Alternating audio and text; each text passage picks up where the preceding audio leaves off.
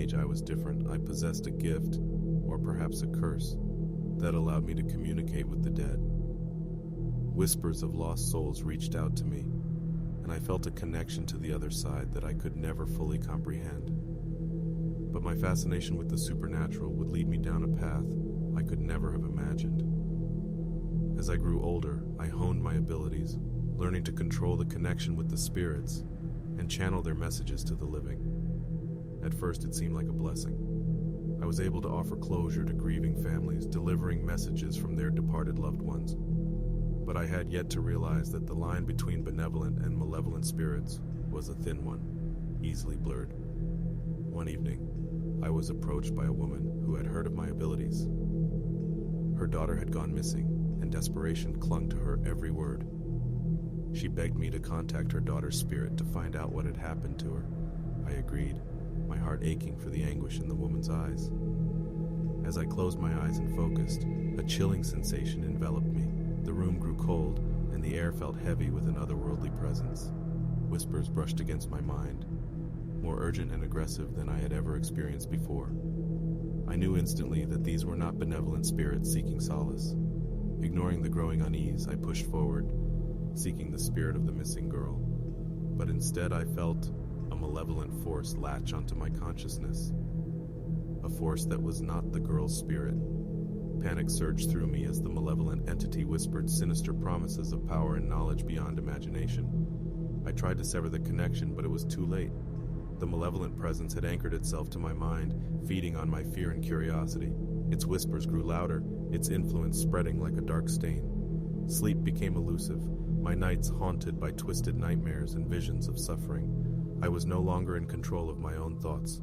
The malevolent entity whispered in my ear, guiding my actions, manipulating my every move. Its promises of power were intoxicating, and I found myself drawn deeper into its web of darkness. It showed me visions of unspeakable horrors, tempting me with secrets that no living being should ever know. The more I resisted, the stronger its hold became. It reveled in my despair, feeding on my fear and desperation. The whispers in my mind grew relentless, a cacophony of malevolence that threatened to drive me to the brink of madness. I became a puppet, an unwilling vessel for its insidious desires. As time passed, my appearance changed. My once bright eyes dulled, reflecting the darkness that had taken root within me. Friends and family began to notice the shift, their concern deepening as I withdrew from the world around me. I was trapped in a nightmarish existence, a prisoner of a malevolent force that reveled in my torment. Desperation led me to seek help from those who understood the supernatural. The exorcisms and rituals I underwent were agonizing, the malevolent entity fighting tooth and nail to maintain its grip on my soul. But slowly, painfully, their efforts began to weaken its hold. For the first time in what felt like an eternity, I glimpsed a flicker of hope.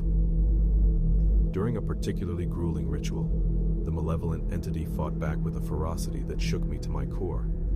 Its whispers grew deafening, its threats and promises of retribution echoing in my mind. But the exorcists persisted, their words of protection and light breaking through the darkness.